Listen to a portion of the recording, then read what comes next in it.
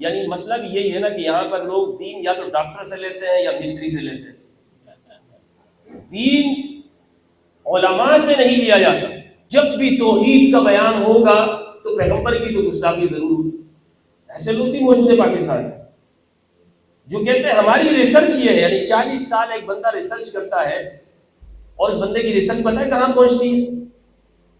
وہ بندہ کہتا ہے کہ حق اور گمراہی یہ ہے کہ مسلمانوں کی اکثریت کی توحید ہی ٹھیک نہیں ہے، یہ تو توحید میں ہی بیکار ہے۔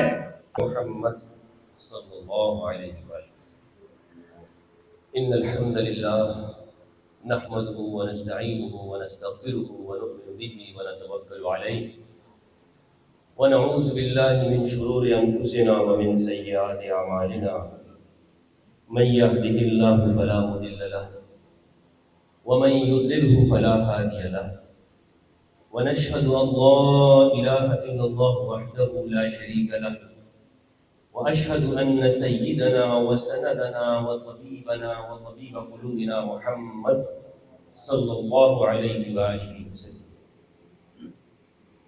اما بعد فاعوذ بالله من الشيطان الرجيم بسم الله الرحمن الرحيم وما ارسلناك الا رحمة للعالمين وقال النبي صلى الله عليه واله وسلم انما انا رحمة مهداة صدق الله العظيم وبلغنا رسوله النبي الكريم ونحن على ذلك لمن الشاهدين والشاكرين والحمد لله رب العالمين۔ وہ محمد بھی، احمد بھی، محمود بھی، وہ محمد بھی، احمد بھی، محمود بھی صلی اللہ علیہ وآلہ وسلم، حسن مطلق کا شاہد بھی، مشہود بھی، حسن مطلق کا شاہد بھی، مشہود بھی، سب سے پہلے مشیت کے انوار سے نقش روح محمد بنایا گیا، سب سے پہلے مشیت کے انوار سے نقش روح محمد بنایا گیا، پھر اسی نقش سے لے کر تابانیاں بزم کونوں جہاں کو سجایا گیا۔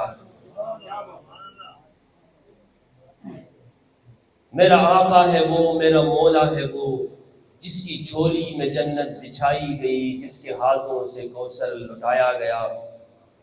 علم و حکمت میں ہے وہ غیر محدود بھی، ظاہراً امیوں میں اٹھایا گیا۔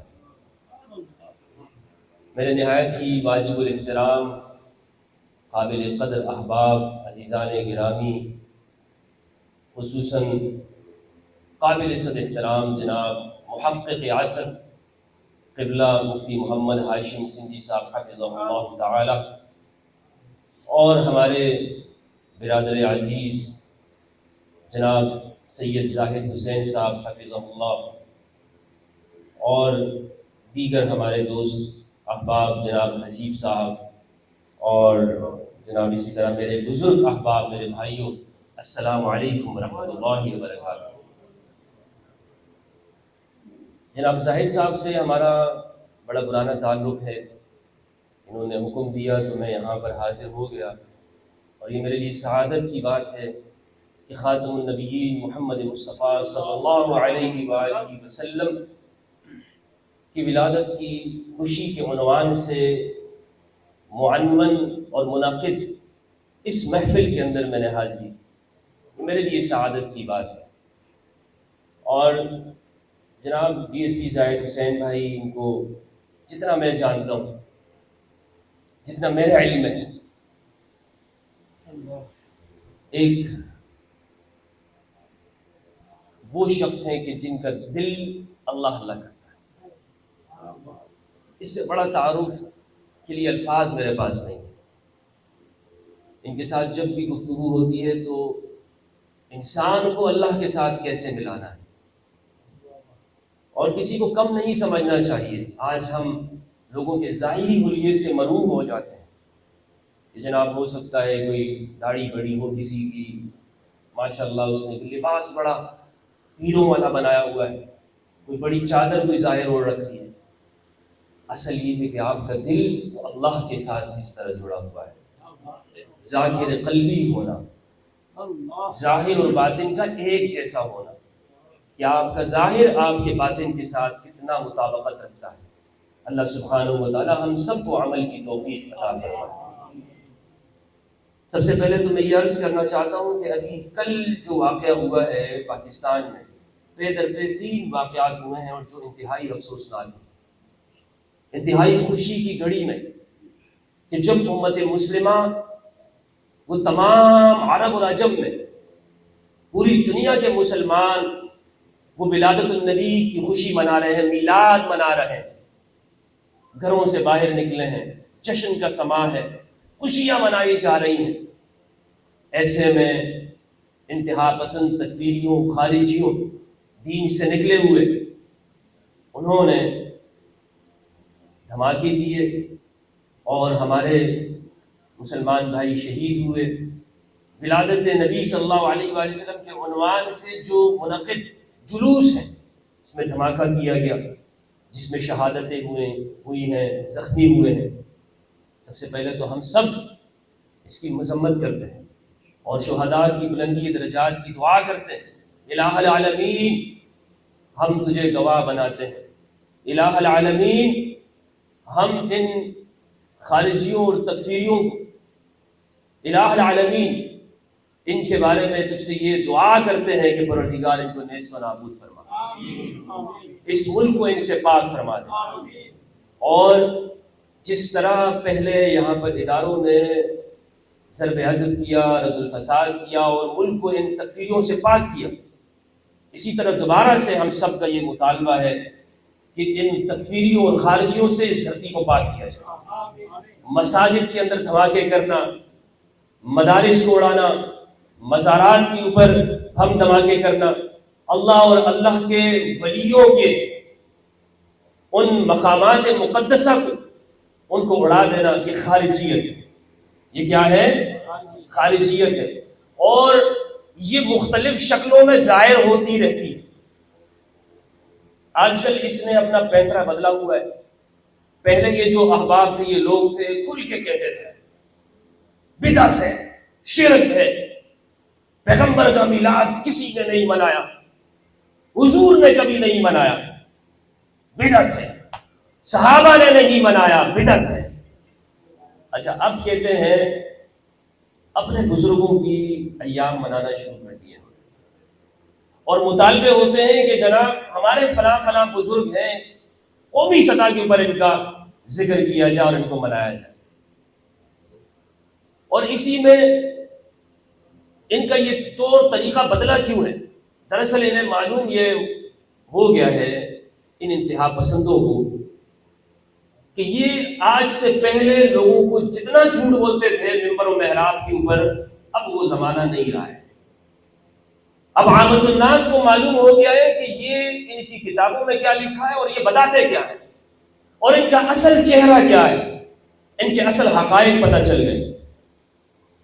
میں حقیقت بات آپ کو بتاؤں کہ یہ جو لوگ بھی میلاد منانے سے منع کرتے ہیں، دراصل یہ اپنے بزرگوں کی ہی نہیں مانتے، اور ان کے بزرگوں نے بھی ڈبل اسٹینڈرڈ قائم رکھے۔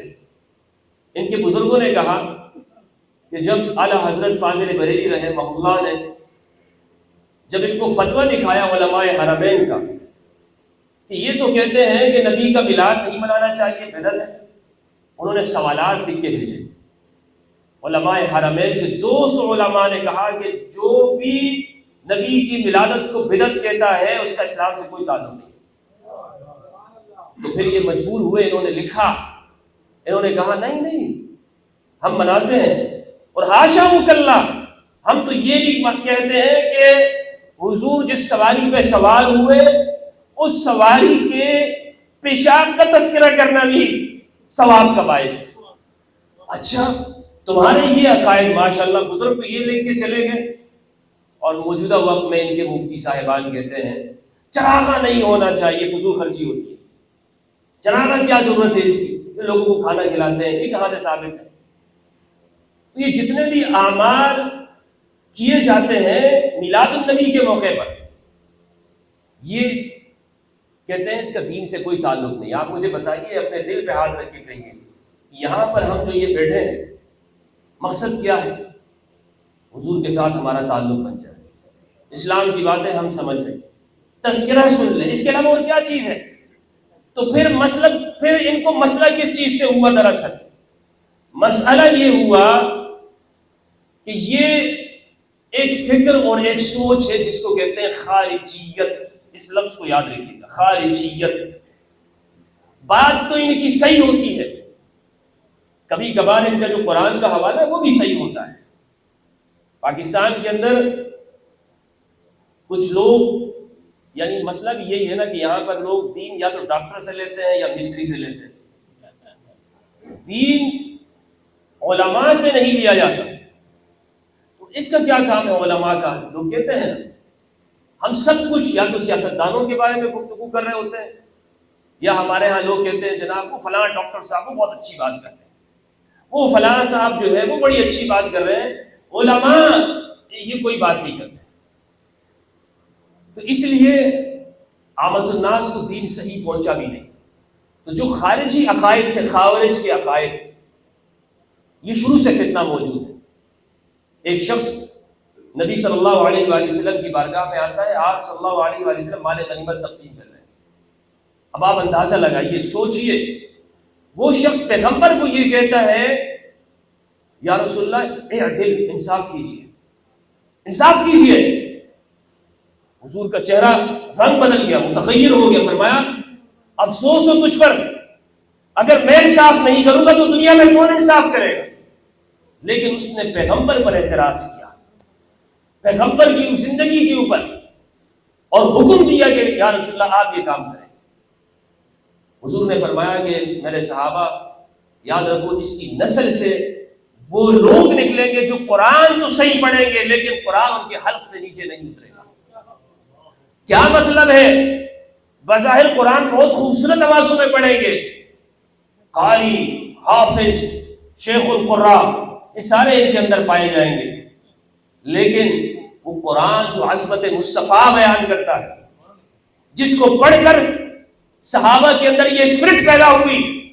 حضرت عائشہ رضی اللہ تعالیٰ عنہا فرماتی ہیں کہ تم حسن یوسف کا پوچھتے ہو کہ زنان یوسف نے، زنان مصر نے یوسف کے حسن کو دیکھ کر اپنی انگلیاں کاٹ دی، اور محمد کے صحابہ نے اپنی گردنیں کٹوا دی. یہ صحابہ کے اندر یہ اسپرٹ، حضور کے ساتھ تعلق، حضور کے ساتھ وفا اور محبت، یہ کس وجہ سے پیدا ہوا؟ اس لیے کہ صحابہ نے دیکھا اور حضور کو سمجھا کہ جب تک حضور کے ساتھ تعلق بہتر نہیں ہو جاتا، مصطفیٰ کے نالین کے ساتھ اپنا تعلق نہیں جوڑ دیتے، تو نہ ابو بکر صدیق بن سکتا ہے، نہ عمر فاروق بن سکتا ہے، نہ عثمان غنی بن سکتا ہے. جب تک کہ محمد مصطفیٰ کے ساتھ تعلق بہتر نہ ہو. تو یہ جو خارجی فکر ہے، خارجی فکر، دراصل اس کا بنیادی ہدف یہ ہے کہ عامت الناس کا تعلق محمد عربی صلی اللہ علیہ وآلہ وسلم سے کاٹ دیا جائے. لوگ کہتے ہیں کہ جب بھی توحید کا بیان ہوگا تو پیغمبر کی تو گستاخی ضرور ہوگی.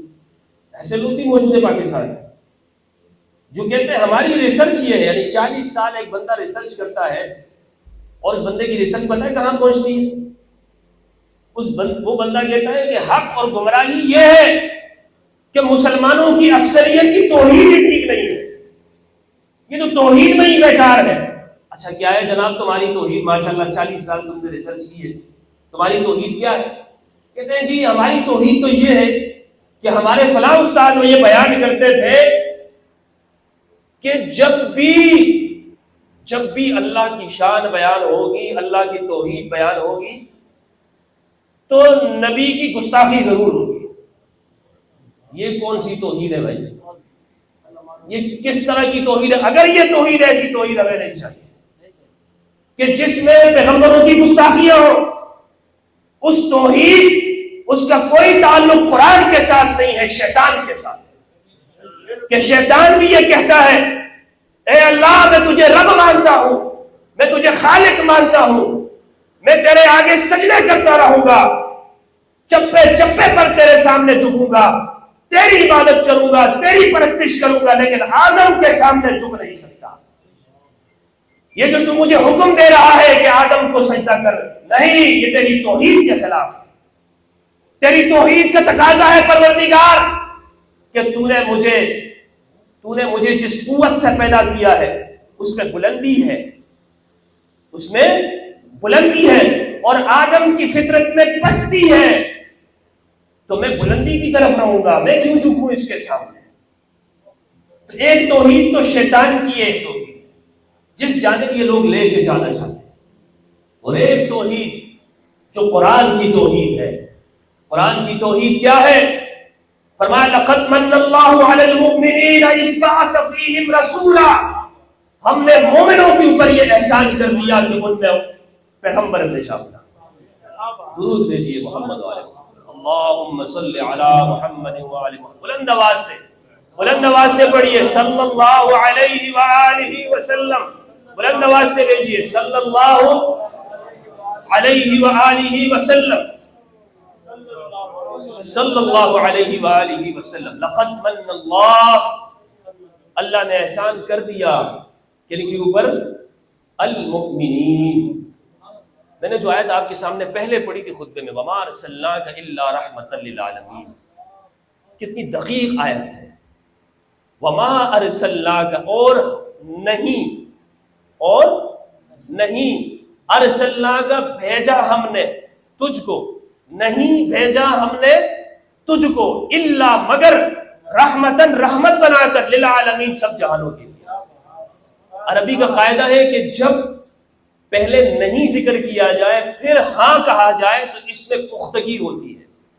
لا الہ، لا نہیں ہے کوئی معبود برحق الا اللہ، مگر اللہ۔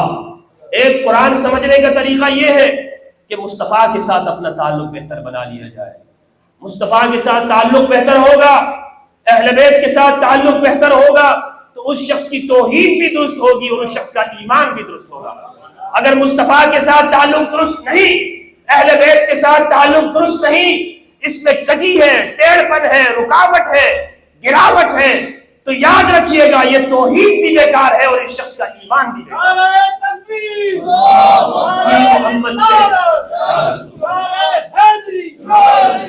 کی محمد سے وفا تو نے تو ہم تیرے، یہ جہاں چیز ہے کیا لوح و قلم تیرے، ہم فدا ہیں تجھ پر۔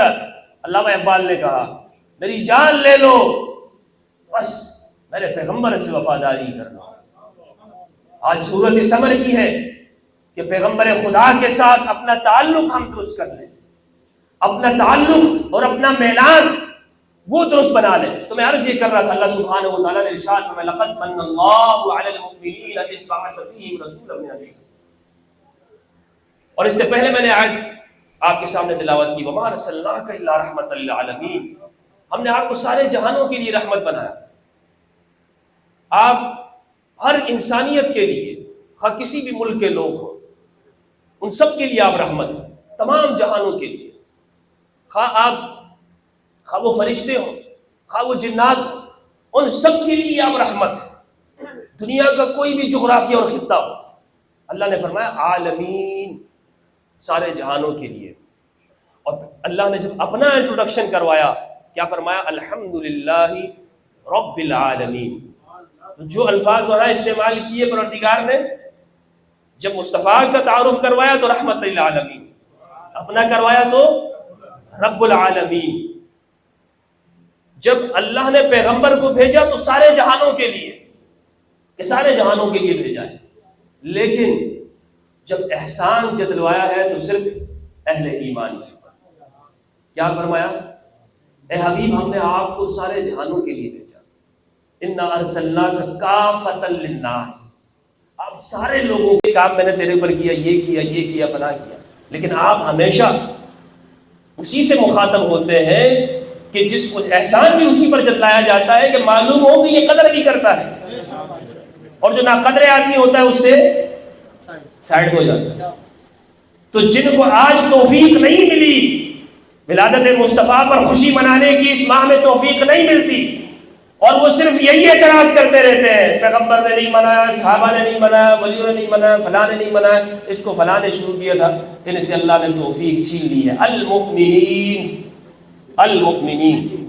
اور پھر فرمایا، بس ایک آیت اور تشریح کر کے انشاءاللہ آپ سے اجازت چاہوں گا، مختصر، مجھے معلوم ہے کہ وقت زیادہ ہو گیا ہے اور آپ حضرات جو ہے وہ یہاں ماشاءاللہ کافی دیر سے بیٹھے، اور میں بھی آپ کے ساتھ ہی بیٹھا ہوں، سب آپ کے ساتھ ہی میں یہاں پر آیا ہوں، ٹھیک ہے نا؟ قل بفضل اللہ وبرحمتہ فبذلک فلیفرحوا، آپ فرما دیجیے اللہ کے فضل اور اس کی رحمت پر، بفضل اللہ، فضل کے ساتھ، اللہ کے فضل کے ساتھ، یہ جو با ہے نا، بسم اللہ، اللہ کے نام کے ساتھ، قل بفضل اللہ، قل آپ فرما دیجئے اے حبیب، بفضل اللہ، اللہ کے فضل کے ساتھ، وبرحمتہ، اور اس کی رحمت کے ساتھ، فبذالک فلیفرحوا، اور بس اسی وجہ سے، بذالک، یہ فضل بھی آیا، رحمت بھی اللہ کی ہے، اسی وجہ سے آپ کیا کریں، فلیفرحوا، خوشی منائیں۔ اتنی تاکیدات ہے اللہ کے کلام میں۔ اللہ نے جب فرمایا قل هو اللہ احد، اپنی توحید کا بیان کیا نا بڑے سادہ الفاظ میں، آپ فرما دیجئے اللہ ایک ہے، وہ بے نیاز ہے، لم یلد ولم یولد، لیکن اس میں تاکیدات نہیں ہے، سادہ جملے عربی زبان میں، لیکن اپنے مصطفیٰ کے جب تعارف کر رہا ہے پروردگار تو بہت تاکیدات کے ساتھ، تاکید، ایک ایک چیز کے اندر عربیت کی انتہائی بلاغت کا استعمال کیا ہے۔ جو لوگ عربیت جانتے ہیں انہیں معلوم پڑ جائے گا یہ لفظ دیکھ کر ہی، قل بفضل اللہ، تاکید ہے، بفضل اللہ، اللہ کے فضل کے ساتھ، یعنی محمد مصطفیٰ کی آمد کی سراپا فضل الہی ہے اور رحمت۔ اب کوئی شخص یہ کہے گا کہ نہیں یہاں پر تو فضل اللہ سے مراد قرآن ہے، ٹھیک ہے، یہاں پہ فضل اللہ سے مراد وہ کوئی اور چیز ہے، آپ اسے کہیں گے کہ آگے اللہ سبحانہ و تعالیٰ نے فرمایا، کیا فرمایا، قل بفضل اللہ وبرحمتہ، بولیے اونچے آواز میں، اور اس کی رحمت کے ساتھ، انبیاء کی آیت وما ارسلناک الا، تو جو رحمت وہاں پر ہے وہ رحمت یہاں پر ہے۔ اب مولوی صاحب یہاں پر آ کر کہتا ہے نہیں مولوی صاحب یہ رحمت ادھر یہ نہیں ہے، وہ بھائی تمہاری مانے اللہ کی مانے، اللہ نے جو فرمایا رحمت للعالمین وہ درست ہوگا، یا ملا کا کہنا درست ہوگا کہ نہیں یہاں پہ رحمت سے مراد کوئی اور چیز ہے؟ تو عامت الناس آج بے وقوف نہیں بنیں گے انشاءاللہ، اب بے وقوف نہیں بنیں گے۔ انہوں نے ممبروں سے برسوں تک پیغمبر رسالت مآب صلی اللہ علیہ وآلہ وسلم کی شان کو چھپائے رکھا، شان کو چھپاتے رہے، اس وجہ سے صرف اور صرف اس لیے کہ ان کا فرقہ بن جائے۔ تو بہرحال آگے فرمایا فَبِذَلِكَ فَلْيَفْرَحُوا، اسی کے اوپر خوش ہو جاؤ، اسی کے اوپر خوش ہو جاؤ۔ اللہ یہ بھی فرما سکتا تھا یہاں پہ فَبِذَلِكَ فَلْيَعْبُدُوا، کچھ لوگ کہتے ہیں نا میلاد کے دن، اچھا یہ بھی میں آپ کو بتاتا چلوں، صحیح مسلم کی روایت ہے، یہ لوگ جو بہت حدیث کا رٹا لگاتے ہیں، حدیث سے بتاؤ، حدیث سے بتاؤ، صحیح مسلم کی روایت ہے، اور ایک نہیں کئی مرتبہ صحیح مسلم کے اندر فرمایا، صحابہ نے پوچھا یا رسول اللہ آپ پیر کے دن روزہ کیوں رکھتے ہیں صلی اللہ علیہ وآلہ، آپ روزہ کیوں رکھتے ہیں پیر کے دن؟ حضور نے فرمایا ذاک یوم ولدت فیہ، یہ وہ دن ہے جس میں پیدا ہوا ہوں۔ اپنی ولادت کی خوشی پیغمبر نے منائی، اس سے ثابت ہوا کہ پیغمبر نے اپنی ولادت کی خوشی منائی ہے۔ تو اب اسے کہتے ہیں اچھا پیغمبر نے خوشی منائی ہے ولادت کی، اس دن میں روزہ رکھنا چاہیے، اس دن میں زیادہ نمازیں پڑھنی چاہیے، اس دن میں زیادہ آپ جناب خیرات کا تو نہیں کہتے ہیں، ان کو پتہ ہے کہ لنگر تقسیم ہوتا ہے، خیرات کا وہ نہیں کہتے، یہ صرف اہل سنت کرتے ہیں، تو خیرات کا نہیں کہتے ہیں، تو وہ یہ یعنی جو کام اہل سنت نے کرنا ہے وہ یہ کام انہوں نے نہیں کرنا۔ تو جناب آپ نماز پڑھ لیں تو اللہ یہ بھی فرما سکتا تھا فَلْيَفْرَحُوا کی جگہ فَلْيُصَلُّوا، قرآن میں یہ اقیموا الصلاۃ وآتوا الزکوٰۃ، تو یہاں بھی یوں بھی ہو سکتا تھا نا، وَبِذَلِكَ فَلْيُصَلُّوا، چلو تم نماز پڑھ لیا کرو اس دن میں. یا یوں بھی ہو سکتا تھا فَلْيَصُومُوا، تم روزہ رکھ لیا کرو. یا یہ الفاظ بھی ہو سکتے تھے فَلْيَسْجُدُوا فَلْيَرْكَعُوا، کچھ بھی ہو سکتا تھا. لیکن اللہ رب العزت نے خاص کسی ایک چیز کو نہیں کیا، کیونکہ محمد مصطفیٰ کی آمد، اس کا شکر وہ ایک چیز سے ادا نہیں ہو سکتا کہ آپ کہیں کہ میں نماز پڑھ لوں گا شکر ادا ہو گیا، میں نے روزہ رکھ لیا شکر ادا ہو گیا، میں نے زکات دے دی شکر ادا ہو گیا، سجدہ کر لیا شکر ادا ہو گیا. نہیں، اللہ نے فرمایا فَلْيَفْرَحُوا، جب تک تم خوشی نہیں مناؤ گے، جب تک تمہارا دل اور تمہارا چہرے کے تاثرات وہ سامنے نہیں آئیں گے، نہ تمہاری نمازوں سے پتہ چل سکتا ہے، نہ تمہارے روزوں سے پتہ چل سکتا ہے.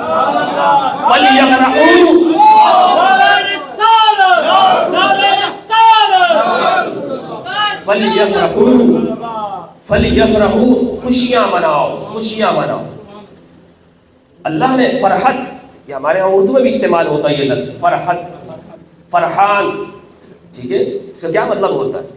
خوش ہونا، خوش ہونے والا شخص. جو زیادہ خوش ہوتا ہے نا اس کا نام کیا رکھا جاتا ہے؟ فرحان. اگر جو مسکراتا بہت کم ہو لیکن نام فرحان لوگ رکھتے ہیں. یہاں پہ کوئی بھائی بیٹھا ہوا جس کا نام فرحان ہو؟ فرحان، فرحان بھائی چلے گئے. تو فرحان کا مطلب ہوتا ہے فرحت، خوش ہونا. یہی لفظ ہے فَلْيَفْرَحُوا، خوشیاں مناؤ. اب یہ خوشی منانا کیا ہوتا ہے؟ مولوی صاحب سے جا کے پوچھ لے مولوی صاحب خوشی کیسے مناتا ہے بندہ؟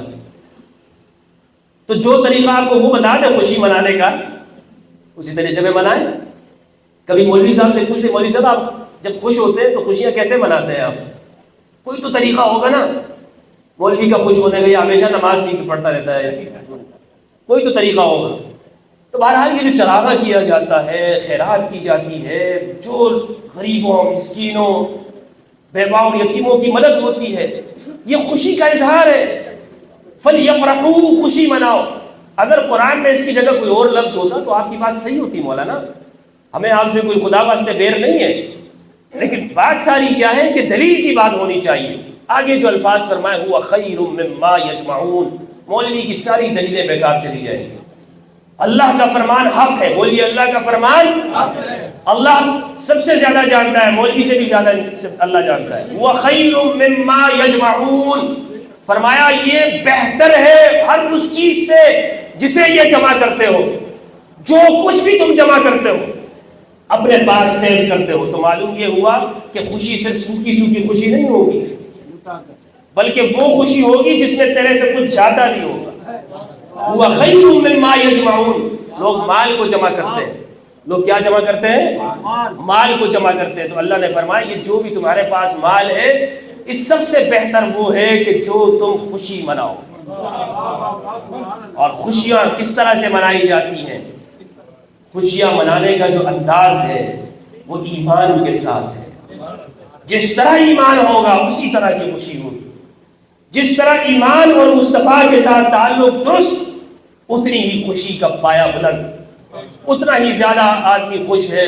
مجالس منعقد کر رہا ہے، محافل منعقد کر رہا ہے، کھانا کھلا رہا ہے، نماز بھی پڑھ رہا ہے، اللہ کا شکر بھی ادا کر رہا ہے. تو دین جامع ہے. دین کیا ہے؟ جامع ہے. اللہ سبحانہ و تعالیٰ سے دعا ہے کہ پروردگار ہم سب کو پیغمبر اکرم محسن انسانیت خاتم النبیین شافع یوم النشور محمد عربی صلی اللہ علیہ وآلہ وسلم کے ساتھ تعلق بہتر بنانے اور اللہ کی کتاب میں تدبر کرنے اور اہل البیت علیہ السلام کی پہچان عطا فرمائے. والسلام علیکم ورحمۃ اللہ وبرکاتہ.